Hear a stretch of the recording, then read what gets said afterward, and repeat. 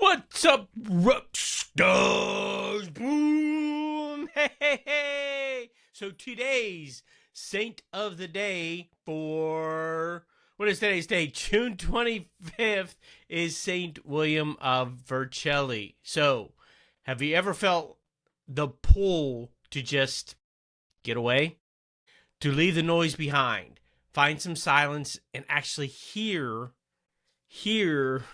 God. Today's saint didn't just feel that pull, he followed it all the way up to the top of a mountain.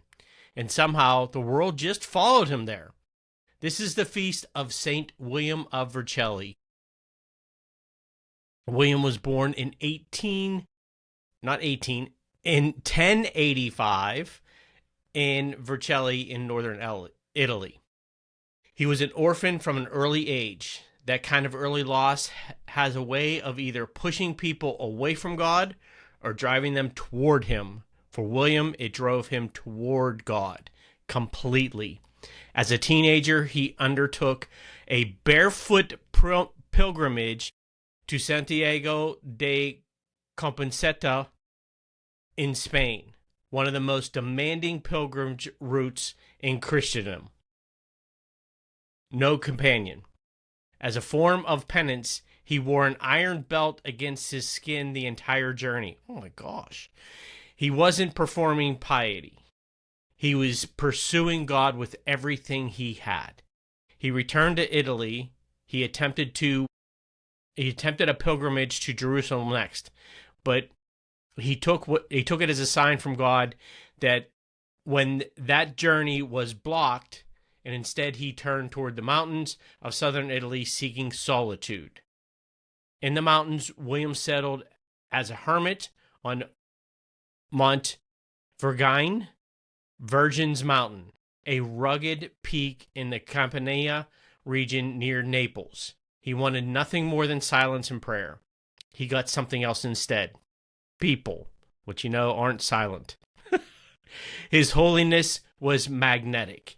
Other men came to him, wanting to live as he lived. By 1119, he had enough followers that he found a ministry and organized them into a Benedictine congregation, the Hermits of Monteverde, also called the Williamites. He became their first abbot, but William's role was severely austere, and not everyone could live it. Tensions rose among his monks, and rather than compromise the life he knew God was calling to them or force a conflict, William made a stunning choice. He left.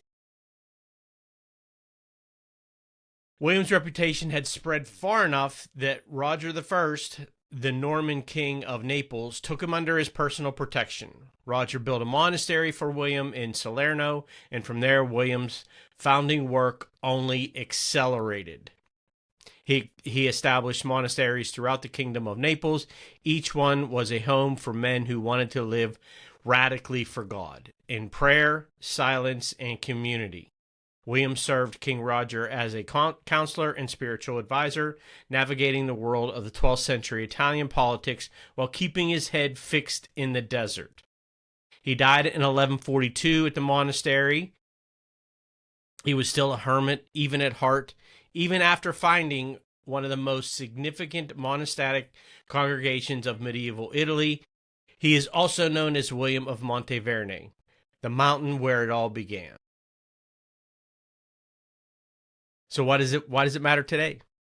Saint William of Vercelli is the patron of Arpina, the region of southern Italy where Monteverde stands.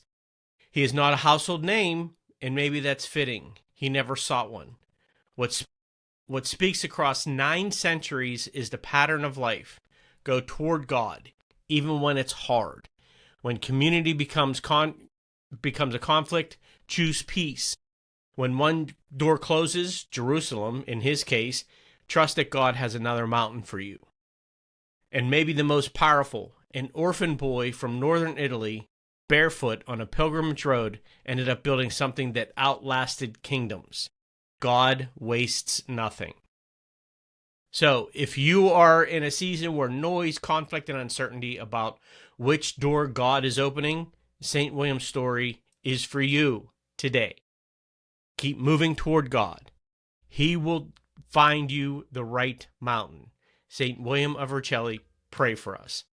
Hope you found some value from this. I hope it helps you along in your faithful journey or just your everyday life journey.